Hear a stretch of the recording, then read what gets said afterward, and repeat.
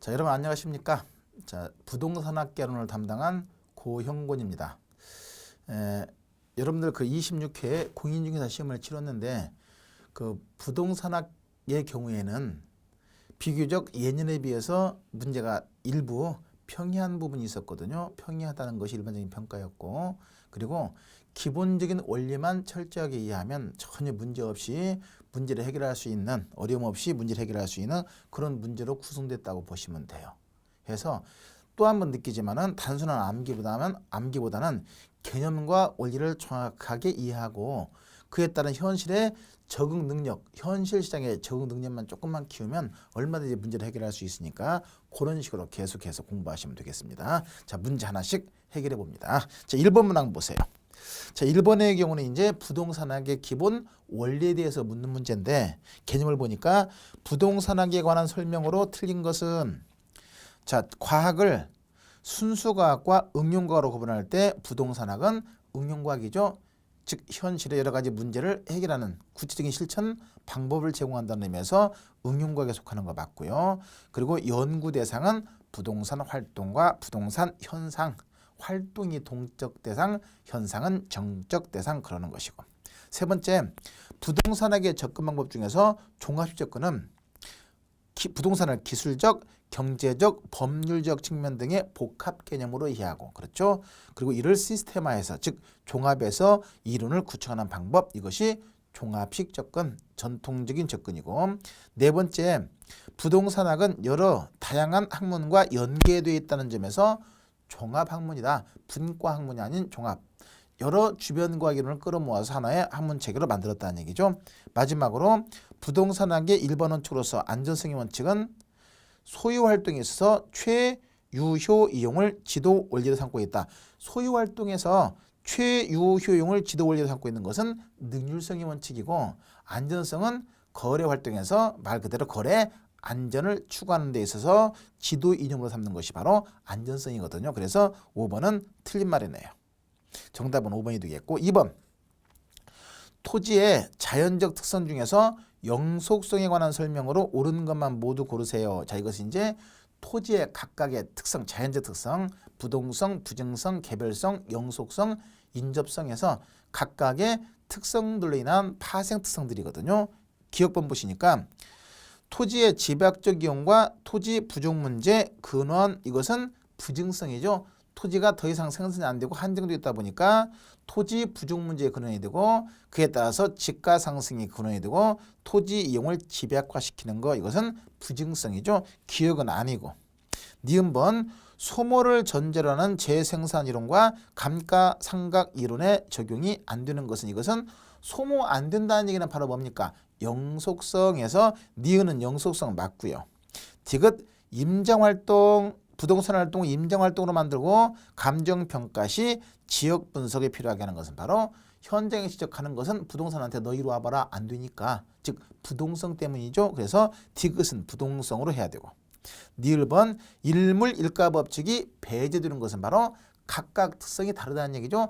개별각이라는 얘기거든요. 이건 당연히 개별성에 의해서 나타나는 것이고. 마지막으로 부동산 활동을 장기적으로 배려하게 하고, 그리고 가치 보존력을 우수하게 하고, 그에 따라서 투자재로서 선호도를 높여주는 것은 바로 영속성이죠.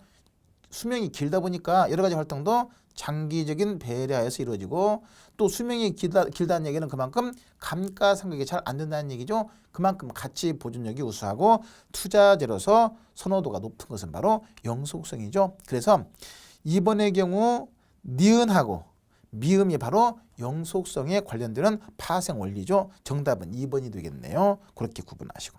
3번, 부동산 활동에 따른 토지 분류 중에서 지적공부에 등록된 토지가 물에 침식되어서 수면 밑으로 잠긴 토지, 이것은 뭡니까? 이것은 바로 포락지, 집안이 절토되어서 무너져 내려가지고 하천이나 강으로 변한 토지, 이것이 바로 포락지. 정답은 1번이고, 법지는 경사면이죠. 옹벽이나 경사면 부분, 법으로 소유는 가능하지만 실익이 별로 없는 토지이고, 빈지는 해변 토지이죠. 최고 만수이점으로부터 지적공부에 등록되기 그 사이의 면적 부분이 바로 빈지, 법으로 소유는 불가능하지만 활용실익이 있는 토지 보통 얘기하고 다른 말로 해변 토지. 맹지는 인접 대지에 둘러싸여서 도로에 어떠한 전면도 갖지 못하는 토지를 얘기하는 것이고 소지는 자연 상태 그대로 개발되기 이전에 자연 상태 그대로의 토지 이것이 소지가 되죠. 그래서 정답은 1번이네요. 포락지가 되는 것이고. 그 다음에 4번 보세요. 4번을 보시면 부동산 수요 증가에 영향을 주는 요인을 모두 고른 것은 자 수요 증가 요인, 수요 감소 요인, 공급 증가 요인, 공급 감소 요인 이건 거의 매번 나오다시피 하는 것이죠. 아주 중요한데 자 보시니까 기억 실질 소득이 증가되면 어떻습니까? 구매력이 커지면서 수요가 증가 맞고요. 거래세가 인상되면 어때요? 그만큼 사는데 취득세가 또 인상된다는 얘기잖아요. 그럼 뭐 수요를 억제하는 요인이 되죠. 니은은 틀렸고요. 대출금리가 하락하면 그만큼 자금 조달이 쉬워지면서 수요가 증가하는 것이고 니을 번에 가격 상승이 기대된다. 그럼 아직 상승 안 했어요. 그럼 앞으로 상승할 거 기대되면 오르기 전에 얼른 사야 되니까 수요가 증가. 니을도 맞고요. 인구가 감소하면 그만큼 어때요? 매수자 수가 감소하는 것이니까 전체적인 수요가 감소하는 원인 되죠. 그러면 수요 증가에 영향 주는 요인은 세 가지 있네. 기억과 디귿하고 니을. 그러면 정답은 몇 번입니까? 4번이 되겠죠. 그래서 정답은 4번이 되는 것이고. 이어서 5번. 수요 및 공급에 관한 설명으로 틀린 거. 자, 이것이 이제 살짝 이제 응용해서 사례를 적용해서 푸는 문제거든요. 자, 문제를 보니까 1번 보면 아파트와 단독주택의 관계가 서로 대체제라고 가정했을 때 아파트 가격이 상승하면 단독주택의 수요가 증가하고 그에 따라서 단독주택 가격은 상승한다. 자, 보세요. 아파트하고 단독주택이 서로 대체제다. 대체할 수 있으면 그럼 그랬을 때 아파트 가격이 상승해버리면 이거 안 쓰잖아요. 이걸 대신할 수 있는 단독주택 수요가 증가하고 단독주택의 수요가 증가하면 당연히 수요가 증가하면 단독주택 가격은 상승하겠죠. 그러니까 기억번 1번 문제 없고요. 2번 건축 기자재 가격이 상승하더라도 주택 가격이 변하지 않는다면 공급은 감소할 것이다. 자 보니까 가격은 그대로인데 주택 기자재 가격이 상승했으면 생산 원가가 올라가 버렸잖아요. 그러면 공급자 입장에서는 재미가 없죠. 수익이 적어지니까 따라서 오히려 공급은 감소할 것이고 니은도 문제 2번도 문제 없는 것이고요. 3번 주택 가격이 상승하면 주거 용지의 공급은 감소한다. 어떻습니까? 주택 가격이 상승하면 당연히 개발업자 입장에서는 그만큼 유리하잖아요. 그럼 당연히 택지를 개발해서 공급을 늘려야 되겠죠. 주거 용지의 공급은 증가, 그만큼 주택 공급도 증가해야 되겠죠. 정답은 3번 틀린 것이네요. 네 번째, 완전 경쟁 시장에서 공급량은 한계 비용 곡선이 가격 곡선과 일치하는 점에서 결정된다. 맞죠? 여기서 한계 비용 곡선이 바로 공급 곡선이 되는 것이고 가격 곡선이 바로 수요 곡선이 되는 것이거든요. 해서 수요와 공급이 일치하는 점에서 균형이 형성되고 가격이 형성되는 것이거든요. 4번 문제 없고요. 마지막 5번. 부동산의 물리적 공급은 단기적으로는 비탄력적이라 할 수 있다. 만약 이 지문에서 토지의 물리적 공급은 단기, 장기 구분 없이 항상 그대로니까 완전 비탄력적이지만 부동산의 물리적 공급했거든요. 그러면 부동산 속에는 건물도 있잖아요. 건물 지어서 공급하는 것인데 단기에는 착공과 완공에 상당한 시차가 있으니까 바로 공급을 늘릴 수가 없거든요. 따라서 단기에는 장기에 비해서 상대적으로 비탄력적이라고 할 수가 있는 것 전혀 문제 없죠. 5번도 맞는 말이고 틀린 거 정답은 3번이네요. 확인하시고 그 다음에 6번 내일의 소매인력 법칙을 적용할 경우에 다음과 같은 상황에서 가로 안에 들어갈 숫자로 옳은 것은 자 문제 내용을 쭉 읽어보니까 이렇게 되어 있네요. A 도시가 있고 그 다음에 B 도시 인구가 A 도시는 10,000명, B 도시는 5,000명. 그리고 이제 A 도시, B 도시 사이에 C 도시가 있는데 이건 인구가 9,000명이래요. 9,000명. 그리고 A 도시까지의 거리는 1km, B 도시까지 거리는 2km 그랬을 때 그럼 이랬을 때 이제 문제는 뭐냐면 여기 있는 사람이 C도시 인구 중에서 A 도시에서 유인하는 인구 규모는 얼마이고 B 도시에서 유인하는 인구 규모는 얼마인가 하는 것을 묻는 것이거든요. 이게 이제 소위 말하는 레일리의 구매 지양 비율, 인구 유인 비율을 묻는 문제인데 각각의 레일리 법칙에서 각각의 도시의 인구 유인 비율, 구매 지양 비율은 뭐에 비례하고 인구에 비례하고 거리의 제곱에 반비례한다. 그러면 공식 그대로 써두면 A와 B의 구매 지양 비율은 인구의 비례. A 도시의 인구, B 도시의 인구. 이거의 비례. 비례니까 같이 써주면 되는 것이거든요. 그리고 반비례라는 것은 역수로. 거리의 제곱. 거리, B 도시까지 거리, 그 다음에 A 도시까지 거리. 거리의 제곱에 반비례한다. 그러는 거예요. 자, 그러면 이 공식에 그대로 넣어주니까 간단하게 계산한 것도 있지만 원리대로 하면 이렇거든요. 그러면 A 도시 인구 몇 명입니까? A 도시 인구 10,000명, B 도시 인구 5,000명. 그 다음에 B 도시까지 거리 몇 킬로? 2km. 그 다음에 A 도시까지 거리 1km. 이거의 제곱에 반비례. 자, 그러면 이거 살짝 약분하니까 10,000분의 5,000이니까 2분의 1이네요. 곱하기. 자, 2의 제곱은 얼마입니까? 4. 1의 제곱은 1. 이렇게 돼 있네. 그대로 곱하니까 자, 이거 계산은 분모는 분모끼리, 분자는 분자끼리 곱하는 것이거든요. 4, 2는 8, 1, 1은 1. 그러면 A 비율이 몇이고? 8. 분모니까 B의 비율이 1이네요. 그러면 이것이 8이고 이것이 1이다. 그러면 이제 A와 B의 구매 지양 비율은 8대 1이에요. 8대 1. 그러면 전체 중에서 A로 갈 비율은 이거 전체 합계가 얼마입니까? 9분의 8이 A. 그 다음에 9분의 1이 B가 되겠죠. 그래서 전체 중에서 9분의 1이 B가 되겠네요. 그러니까 A와 B의 구매 제한 비율은 8대 1이란 말이에요. 그러면 이걸 비율로 구하면 전체 9분의 8은 A로 가고 9분의 1은 B로 간다. 근데 C마을에 몇 명이 있어요? 9,000명이 있네. C도시에. 그럼 9,000명 중에서 9분의 8은 A로 간다. 그럼 9분의 8 했더니 얼마? 8,000명이 A로 간다는 얘기네. 반대로 전체 9,000명 중에서 9분의 1은 어디로 가고? B로 간다는 얘기죠. 그러면 9분의 1은 몇입니까? 1,000이 되겠네. 해서 1,000명은 B로 간다. 해서 A로 8,000명, B로 1,000명. 그러면 정답은 몇 번입니까? 기억이죠. 기억에 A로 8,000명, B로 1,000명에서 정답은 몇 번입니까? 5번이 되겠죠. 그래서 5번으로 확인해서 정리하시면 되겠고. 자, 그 다음에 이제 7번 문항 보세요. 7번은 이제 함수가 변경됐을 때 그에 따른 가격과 거래량의 변화를 묻는 문제거든요. 자, 거기 보니까 A 지역의 오피스텔의 시장 공급량 QS는 얼마이고 3P.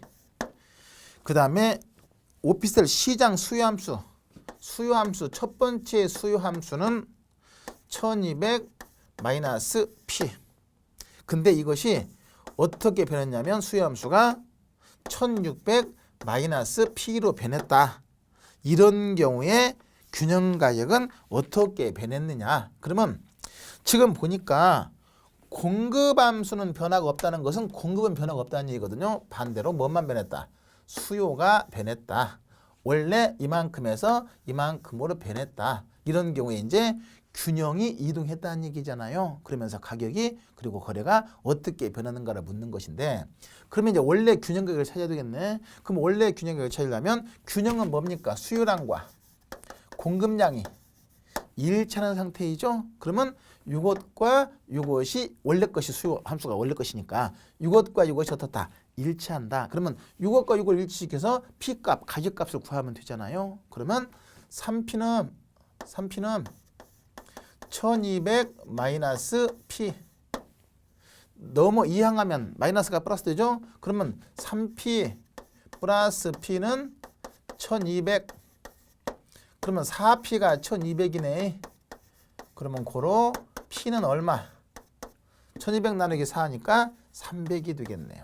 균형가격 300. 근데 이게 수요 함수가 이걸로 변했다. 그러면 이걸 갖다가 이걸로 바꿔주면 되잖아요. 그럼 바꿔주는 걸 보니까 공급은 그대로 있으니까 3P는 1600 마이너스 P.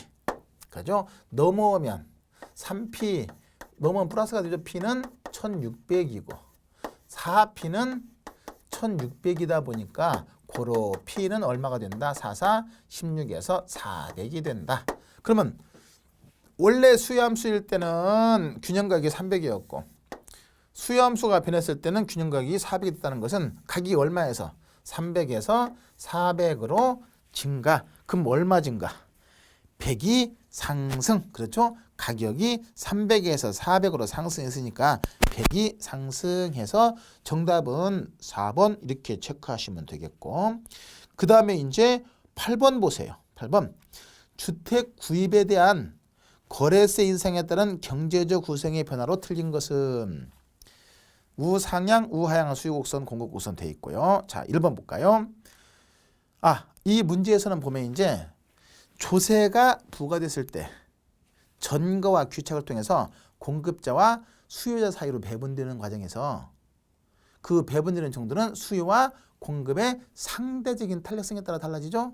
상대적 탄력성이 작은 쪽이 세금 부담이 큰 것이고 탄력성이 큰 쪽이 세금 부담이 작은 것이거든요. 그럼 그랬을 때 1번 수요 곡선이 공급 곡선에 비해서 더 탄력적이면 수요자에 비해서 공급자 부담이 더 커진다. 왜?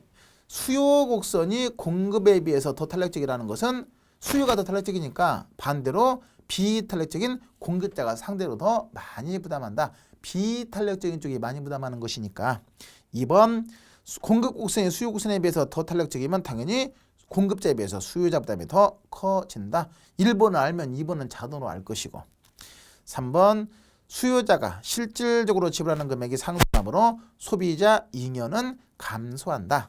잠깐 그림으로 잠깐 설명 한번 해볼까요?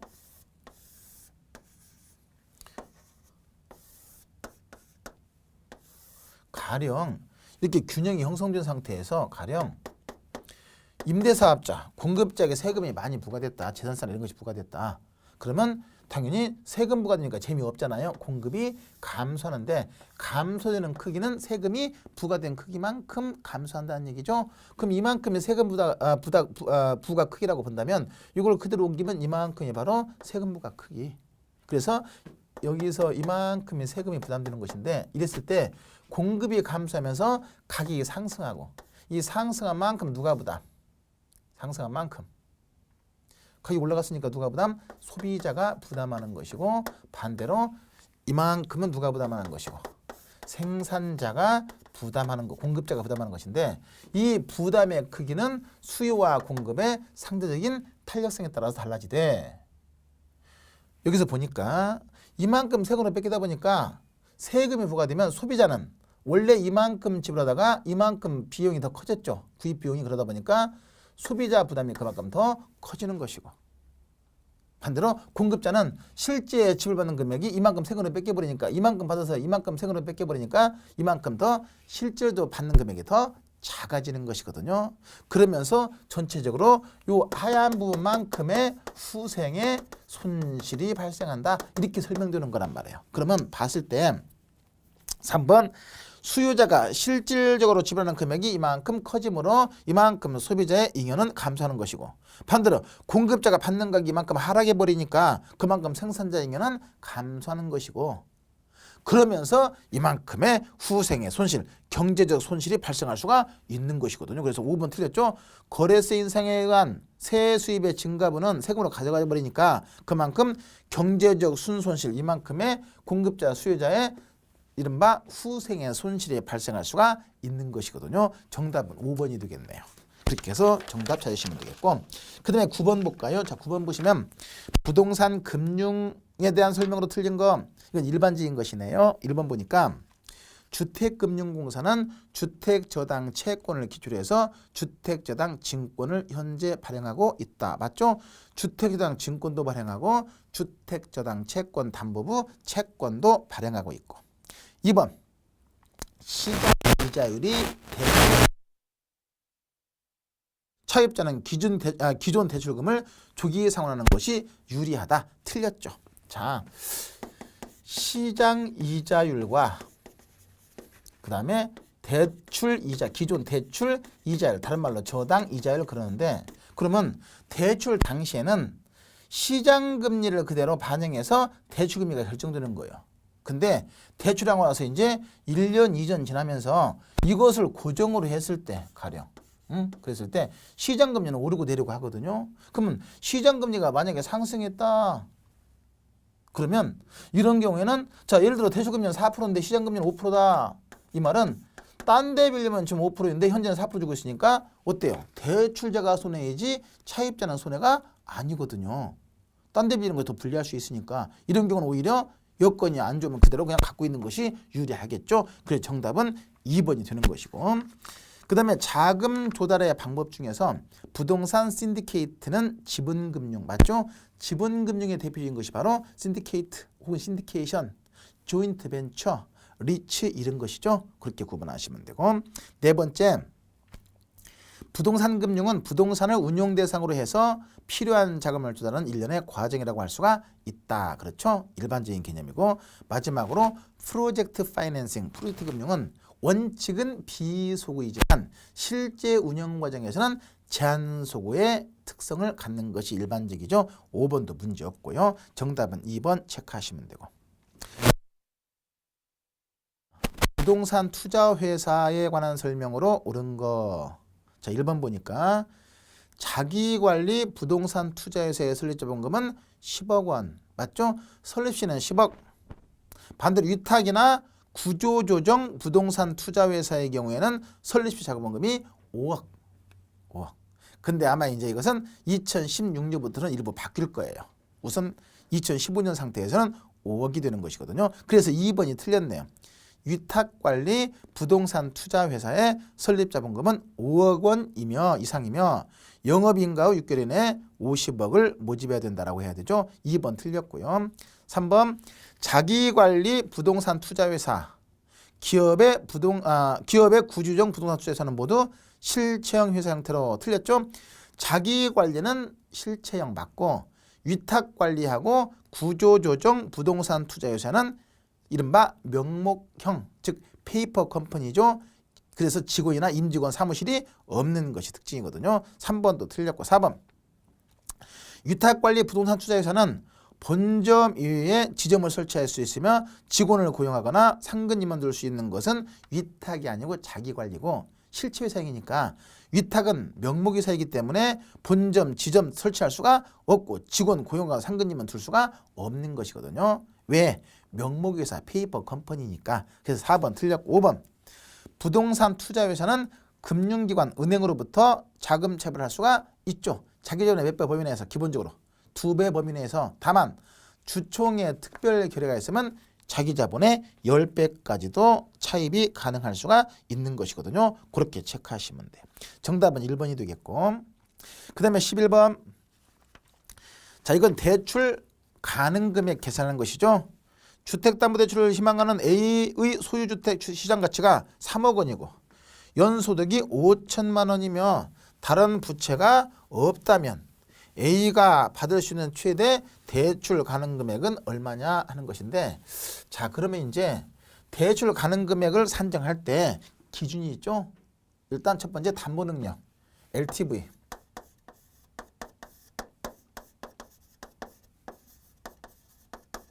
그 다음에 상환능력, 이것이 바로 DTI, 총 부채 상환 비율.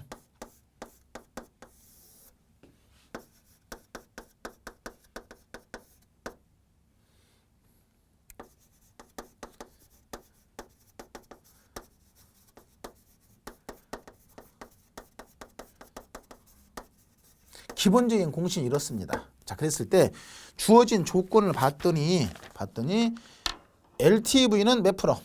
LTV는 60%, 0.6이고 DTI, 총부채 상환비율은 40%, 0.4를 줬다. 그럼 이랬을 때 이제 주택가치가 얼마로 되어 있어요? 3억이네. 3억. 그렇죠? 네, 그렇죠. 주택가치가 3억. 그러면 융재 대출 가능 금액 얼마냐? 그러면 3억의 몇 프로까지? 60%까지. 그럼 36 얼마? x는 1억 8천이 되겠죠. 해서 LTV를 봤을 때는 대출 가능 금액은 1억 8천. 왜? 3억에 60%까지 대출 가능하니까 36, 18에서 1억 8천이 대출받는 금액.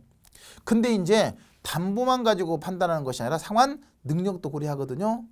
DTI는 40%다. 그럼 연소득이 얼마입니까? 지금 보니까.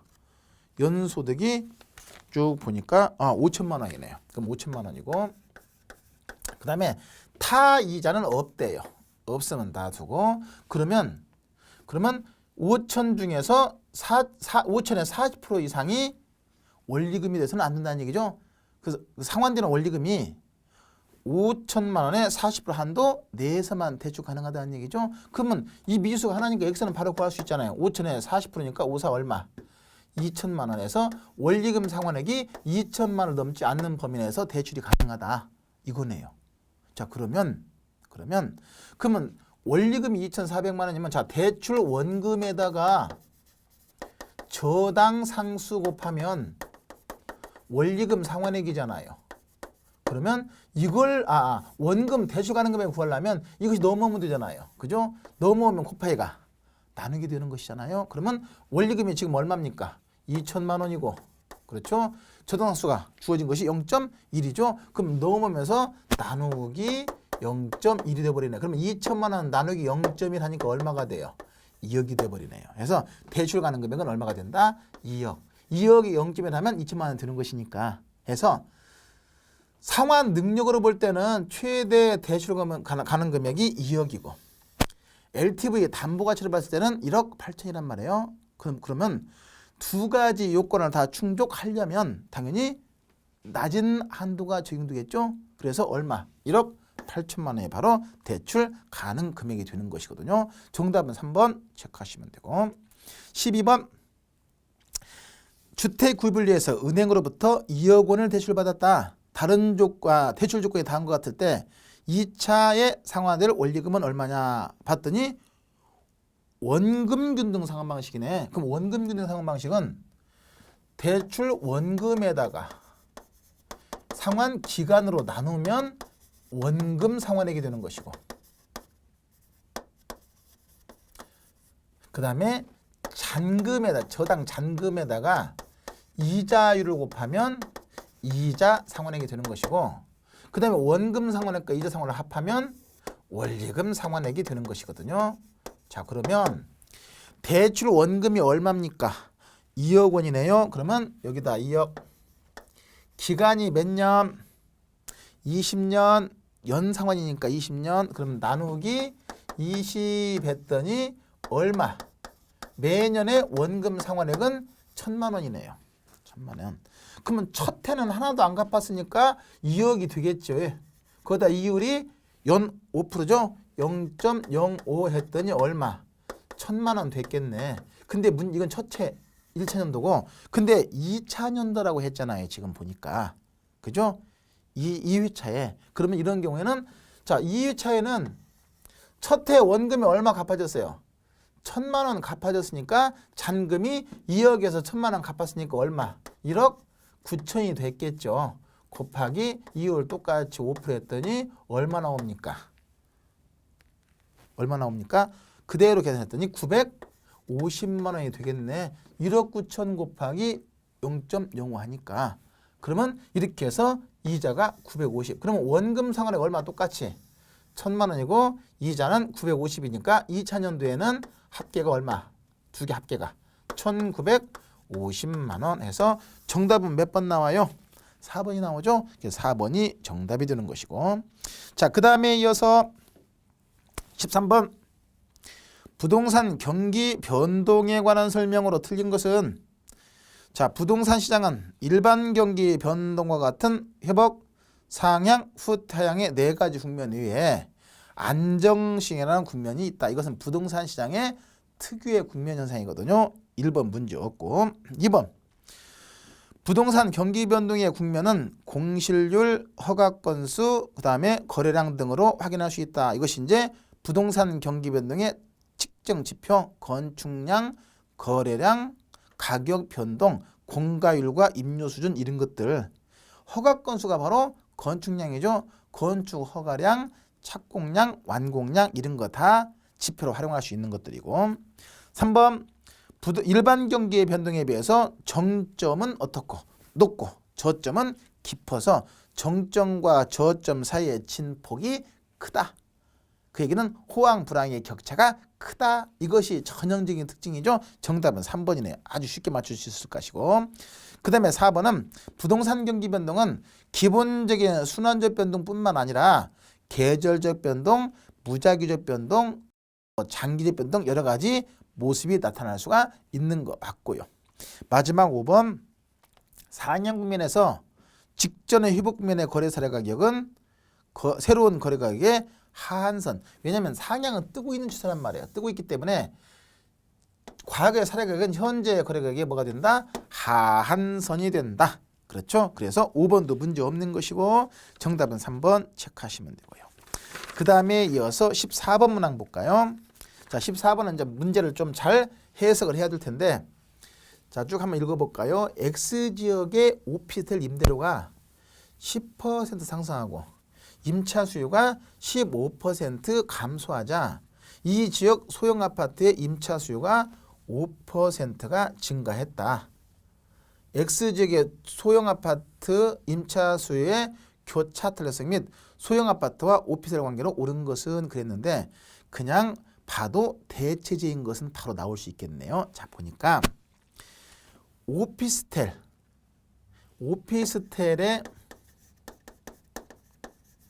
임대료가 상승했더니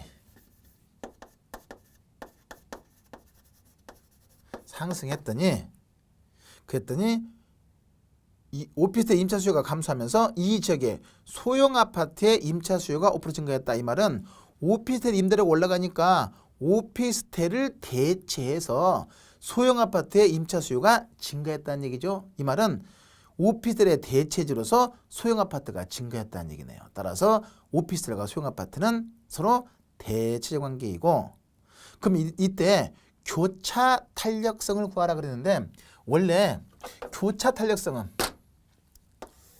X제의 가격이 변동했을 때 Y제의 수요량의 변동률이거든요. 자, 그러면 오피스텔을 갖다가 X제로 하고 그죠? 오피스텔을 X제로 하고 그 다음에 소형 아파트를 Y제로 해봐요. 그러면 오피스텔의 임대료가 얼마? 10% 상승, 10%가 상승했더니 소형 아파트의 수요가 얼마? 5%. 이것이 5%가 증가했다. 같이 변했으니까 대체제예요. 그러면 10분의 5 이것이 교차 탄력성이 크기 바로 나와버리네요. 암기에도 암산에도. 그러면 10분의 5니까 뭐가 돼요? 0.5. 그래서 정답은 0.5 그리고 오피스텔을 대체해서 소형 아파트의 수요가 증가했으니까 오피스텔과 소형 아파트는 서로 대체제 관계에 있다. 이렇게 바로 해석하면 되겠네요. 정답은 4번 체크하시면 되고 15번 부동산 시장에 관한 설명으로 틀린 것은 부동산 시장에서는 어떤 특정한 지역에 국한되는 시장의 지역성 또는 지역시장성이 존재한다. 맞죠? 말 그대로 그냥 시장이 고도로 국지화되어 있다. 국지적 시장 또는 지역시장성 이렇게 되는 것이고 2번 부동산 시장에서는 정보의 비대칭성으로 인해서 가격의 왜곡 현상이 나타나기도 한다. 그렇죠? 정보가 완전히 정보 활동이 효율적이지 못하죠. 정보가 편제되어 있고 이거 정보의 비대칭성이죠. 그러면서 투기, 가격 왜곡 이런 거 나타나기도 한다. 그래서 불안전 시장이 되는 것이고 세 번째 할당 효율적 시장에서는 거래의 은밀성으로 인해서 부동산 가격의 과소평가 또는 과대평가 등의 왜곡 가능성이 높아진다. 틀렸네요. 왜냐하면 현실의 시장에서는 거래 은밀성으로 인해서 과소평가, 과대평가 등 왜곡 가능성이 높아지는 건 나타나는 건 맞는데 할당 효율적 시장의 의미는 뭐냐면 정보 할당이 효율적이다. 그 얘기는 정보를 통한 초과이익 이런 것이 발생하지 않는다. 정보 할당이 효율적이라는 것은 거래 은밀성이라는 것이 없다는 얘기거든요. 이게 앞 전제가 틀린 것이죠. 해서 정보 할당 효율적인 시장에서는 거래 은밀성도 발생하지 않고 말 그대로 초과인, 정보를 통한 초과인 것이 발생하지 않기 때문에 자원이 효율적으로 할당되는 것이거든요. 그래서 정답은 3번이고 4번 부동산 거래 비용의 증가는 부동산 수요자와 공급자의 시장 진출입에 제약을 줄 수 있어서 불안전 경쟁 시장의 요인이 될 수가 있다. 맞죠? 거래 비용이 증가되면서. 그리고 마지막으로 개별성의 특성은 부동산 상품의 표준을 어렵게 할 뿐만 아니라 시장을 복잡하게 하고 다양하게 만드는 거 맞죠? 그렇게 해서 5번도 부동산 시장의 전형적인 특징들. 정답은 3번 체크하시면 되고 16번 도시 공간 구조 이론 및 지대론에 관한 설명으로 틀린 거. 자, 바로 들어갈까요? 해리스와 울만. 이 사람이 바로 다 핵심 이론이죠. 다핵 이론에서는 상호 편의를 가져주는 활동들의 집적 지향성을 다핵 입지의 발생 요인 중에 하나로 본다. 자, 다핵 시변에서 다핵의 발생 원인. 첫 번째가 이렇게 동종 활동의 집적 이익 추구. 두 번째 이종, 다른 종류 활동의 이해관계 상반. 그 다음에 특정 시설을 중심으로 집중. 그리고 마지막으로 지대, 지불 능력의 차이. 이 네 가지가 바로 다핵이 발생하는 요인 중에 하나가 된다 그랬거든요. 1번 문제였고요. 알론소의 입찰대곡선은 여러 개의 지대곡선 중에서 가장 높은 부분을 연결한 포락선이다. 그러니까 각각의 산업 형태별로 입찰 지대가 다 이렇게 다르단 말이에요. 이렇게. 그랬을 때 이 권역에서 가장 높은 것이 이것이고 두 번째 권역에서는 이것이고 세 번째 권역에서는 이것이고 네 번째는 이것이고 이렇게 해서 각각의 권역에서 가장 높은 지대에서 연결한 게 포락선이 된다 하는 것이거든요. 해서 2번도 문제였고요. 3번 해그의 마찰비용은 바로 교통비와 지대를 합한 거 맞고요. 리카르도의 차액지대설에서는 지대 발생 원인을 농토의 비옥도에 따른 농작물 수확량의 차이, 즉 비옥도의 차이에 따른 생산력의 차액을 지대로 본다. 전형적으로 맞는 말이고 마지막으로 마샬은 일시적으로 토지 성격을 가지는 기계. 여기서 일시적으로 토지 성격을 갖는다는 것은 뭐냐면 단계 생산을 늘릴 수 없다 하는 것을 의미하는 것이거든요. 기계나 기구 같은 것이 바로 대표적인 것이고 이런 것 등의 생산 요소에 대한 대가를 갖다가 뭐라고 했어요? 준지대라고 했죠. 파레토 지대가 아니라 준지대로 정의했다. 정답은 5번이고요. 17번 부동산 정책에 관한 설명으로 틀린 것은 부동산에 대한 부담금 제도나 보조금 제도는 정부의 부동산 시장에 대한 직접 개입. 직접 개입은 직접 시장에 뛰어들어서 수요 공급자의 역할 수행하는 것이잖아요.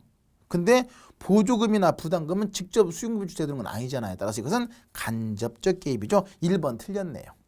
확인하시고 2번 정부가 부동산 시장에 개입하는 이유는 시장의 실패를 보완하고 부동산 시장의 안정, 기타 여러 가지 사회적 목표 달성 이런 것이 대표적인 이유, 필요성이 되는 것이고 세 번째 개발 제한구역은 도시의 무질서한 팽창을 억제하는 효과가 있다. 즉 도시의 무질서한 확산을 방지하기 위한 가장 대표적인 구역이 바로 그린벨트 개발 제한구역이죠. 3번 문제였고 공공토지 비축제도는 공익사업용지의 원활한 공급과 토지시장의 안정에 기하는 것을 목적으로 해서 공공토지 비축제도 다른 말로 토지은행제도 같은 말이고요.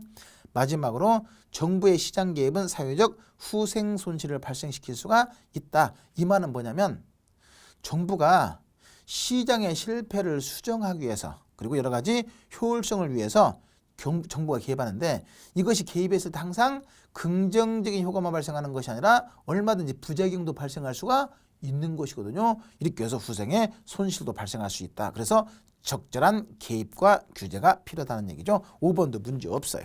정답은 1번이고요. 18번 토지 이용 규제에 관한 설명으로 틀린 거 1번 용도지역 지구제는 토지 이용 계획의 내용을 구현하는 법적 행정적 수단 중에 하나가 바로 용도지역 지구제. 그 용도지역 지구제가 전형적인 토지 이용 규제, 토지 이용 계획이죠. 2번 토지 이용 규제를 통해서 토지 이용에 수반되는 부의 외부 효과를 제거하거나 감소시킬 수가 있는데 그 전형적인 것이 바로 용도 지역 지구제거든요. 핵심 문제였고요. 세 번째, 지구 단위 계획을 통해서 토지 이용을 합리화하고 그 기능을 증진시키며 미관을 개선하고 양호한 환경을 확보할 수가 있다. 자, 지구 단위 계획을 지정하고 지구 단위 계획 구역을 지정해서 지구 단위 계획을 수립하는 것은 규제를 좀 더 완화해서 그 여러 가지 사업을 하기 좋게 만들어주는 그런 기능을 하거든요. 그래서 여러 가지 미관을 개선하고 양호한 환경을 확보할 수 있는 장점이 있을 수 있고, 용도지역 지구제는 토지 이용을 제한해서 지역에 따라서 지가의 상승 또는 하락을 야기할 수도 있다. 규제가 풀려버리면 지가 상승하고 규제가 더 심해지면 가격이 더 하락할 수가 있는 거 당연하고. 마지막 5번, 용도주기 중에서 자연환경 보전지역은 도시지역 중에서 자연환경, 수자원, 해안 등등등등의 여러 가지 보호 육성을 위해서 필요한 지역이다 그랬는데, 이거 어설프게 다 틀리게 찾기가 답 찾기가 쉽지 않겠네요. 자, 국토기획법상 용도지역을 구분하면 크게 네 가지로 구분되죠. 뭐뭐 있습니까?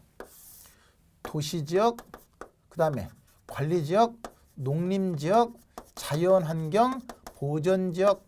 다시 도시지역은 뭐뭐 구분돼요? 주거, 상업, 공업, 녹지지역 구분되잖아요. 그리고 이제 관리지역은 계획관리, 생산관리, 보전관리지역 구분되고, 농림지역 마찬가지, 자연환경 보전지역 구분되는데, 자, 근데 이제 문제는 이랬을 때 요 도시지역, 주거지역, 상업지역, 공업지역, 녹지지역 요걸 갖다가 도시지역이라고 하는 것이고, 나머지 이거 이외에 나머지를 갖다가 비도시지역 그러거든요. 그러면 자연환경 보전지역은 도시지역이 아닌 비도시지역에서 자연환경 보전지역이 구분되는 것이죠. 그래서 5번에 보시니까 용도지역 중에서 자연환경 보전지역은 도시지역 중에서 그거 틀렸네. 도시지역이 아닌 비도시지역 중에서라고 해야 맞겠죠. 그래서 정답은 5번이 되는 것이거든요. 그렇게 구분하시면 되고. 그 다음에 19번. 정부의 주택 임대 정책에 관한 설명으로 틀린 것은 바로 들어갈까요? 주택 바우처는 임대료 보조 정책의 하나 되는 거 맞고요. 현금으로 주는 것이 아니라 바우처 주는 것이니까. 2번. 보조금의 지급은 저소득층의 주거 여건 개선에 기여할 수가 있다. 그만큼 주거비를 보조해 주니까 더 나은 환경에 임대주도 이주할 수 있으니까. 3번. 임대료 규제는 장기적으로 민간 임대주 공급을 위축시킬 우려가 있다. 맞죠? 그 이상 받지 못하게 하니까. 그러면서 질적 저하를 발생하고, 그리고 공급이 위축되니까 주거 환경이 주택 구하기가 어려워지면서 기존 세입자의 주거 이동을 저하시키면서 교통비용의 사유적 비용을 증가시킨다 그러죠. 4번 틀렸네요. 임대료 규제는 임대부동산을 질적으로 저하시키고 기존 세입자의 주거 이동을 저하시킨다. 여기 잠깐 봐요. 그래프로 연결해서 설명드리면, 규제가 없을 때 시장의 균형 임대료는 이만큼이거든요. 그러면 이랬을 때 임대료를 규제할 때는 당연히 시장 임대료보다 높게 규제하는 것은 의미가 없겠죠. 규제나 많으니까. 따라서 낮게 규제했을 때 효과 나타나는 거 맞잖아요. 낮게 규제하다 보니까 공급자가 재미가 없으니까 공급을 감소시키고, 싸니까 수요는 많아지면서 이만큼의 초과 수요 발생한다. 그렇죠? 그리고 이만큼밖에 못 받는 공급자는 재미가 없으니까 임대주 공급이 이만큼 더 감소하는 것이고, 암시장이 형성되면서 음성적인 거래가 이루어질 수가 있는 것이고, 그리고 수요는 많고 공급은 적다 보니까 주택이 부족하죠. 그러면서 주거 이동하기가 그만큼 어려워진다. 그래서 교통비용의 증가 등 여러 가지 사유적 비용이 증가된다. 그래야 되죠. 그래서 정답은 4번 틀렸고, 5번. 장기 전세주택이란 국가 지자체, 토지주택공사 또는 지방공사가 임대할 목적으로 건설 또는 매입하는 주택으로서 공공이 준비하는 것이네요. 20년의 범위 내에서 전세계약 방식으로 공급하는 임대주택을 갖다가 장기 전세주택이라고 한다. 정답은 4번이고요. 20번. 위부효과에 관한 설명으로 틀린 것은, 자, 위부효과는 어떤 경제활동과 관련해서 거래 당사자가 아닌 제3자에게 의도하지 않은 혜택이나 손해를 주면서도 이에 대한 대가를 받지도 지불하지도 않은 상태, 이것이 외부 효과. 가장 전형적인 개념이고요. 이때 혜택을 주는 것이 정의 외부 효과, 그리고 손해를 주는 것이 부의 외부 효과, 그런 것이고, 2번 정의 외부 효과가 발생하면 님비 현상 틀렸죠? 오히려 핀피 현상. 핀피 현상. 그렇죠? Please in my front yard 해서 핀피 현상. 정의 외부 효과는 좋은 것들이니까 어서 오세요 하는 것이거든요. 반대로 부의 효과의 경우는 not in my backyard. 내 뒷마당은 아무도 들어올 수 없다. 그것은 뭐냐면 여러 쓰레기나 이런 거, 쓰레기 처리장 같은 아니면 피해주는 것들은 우리 동네 들어오서는 안 된다는 것이죠. 이것은 부의 외부 효과시 발생하는 것들이죠. 이게 정의 외부 효과 발생하면 핀피 현상, 부의 외부 효과 발생하는 경우에 님비 현상이 발생하는 것이죠. 2번 정답이고요. 3번 인근 지역에 쇼핑몰이 개발됨에 따라서 주변 아파트 가격이 상승하는 경우에 정의 외부 효과가 나타나는 것으로 볼 수가 있다. 맞죠? 그대로 확인하시면 되고. 4번 부의 효과가 부의 효과를 발생시키는 시설의 경우에 발생된 외부 효과를 제거 또는 감수하기 위해서 여러 가지 사회적 비용이 증가할 수가 있다. 그렇죠? 그렇기 때문에 이제 사회적 비용이 발생하는 것을 방지하기 위해서 규제를 한다고 보시면 되는 것이고, 마지막으로 5번 여러 용도가 혼재되어 있어서 인접 지역 간의 토지 이용의 상충으로 인해서 토지시장의 효율적인 작동을 제한하는 경우에 부의 외부 효과 발생할 수 있다. 전형적인 개념 문제 없고요. 정답은 2번. 조화를 이루는 것이 상충되니까 그만큼 피해주는 것이니까 당연히 부의 외부 효과 발생하는 거. 정답은 2번이 되겠네요. 자, 21번 하나만 더 하고요. 21번 부동산 투자의 기대 수익률과 위험에 대한 설명으로 옳은 것은 단 투자자가 위험 회피형이라고 가정했을 때. 자, 1번 투자안이 채택되기 위해서는 요구 수익률이 기대 수익률보다 커야 된다. 틀렸죠? 거꾸로 요구하는 수익보다 기대되는 수익이 커야 투자가 채택되는 거 맞거든요.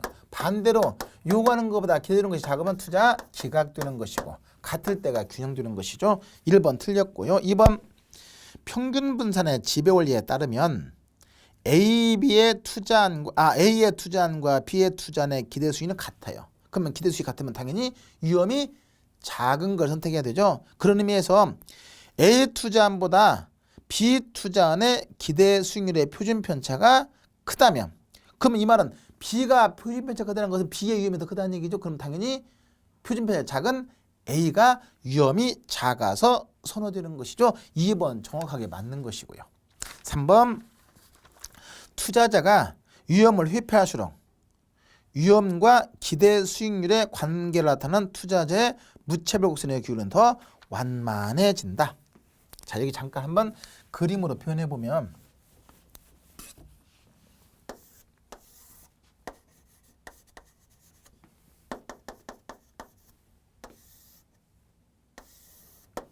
자, 보면 수익이 똑같을 때 이게 기울기가 급한 경우하고 완만한 경우거든요. 그러면 기울기가 급한 경우에는 위험을 많이 감수한다, 적게 감수한다.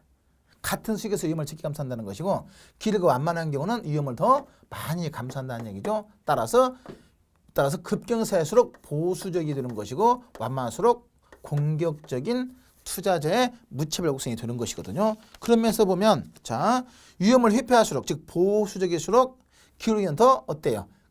가파르게 된다. 기울기는 급경사가 되는 것이고, 반대로 공격적이 될수록 기울기는 더 완만해지는 것이거든요. 해서 3번은 틀렸네요. 그 다음에 네 번째, 위험과 기대 수익률은 부의 상관관계 갖는다. 이것도 틀렸네. 위험이 클수록 기대 수익은 높아져야 맞아요. 왜 그러냐? 자, 위험이 크면 클수록 뭐가 커져요? 위험과 수익의 상수관계에서 요구하는 수익이 커져요. 그죠?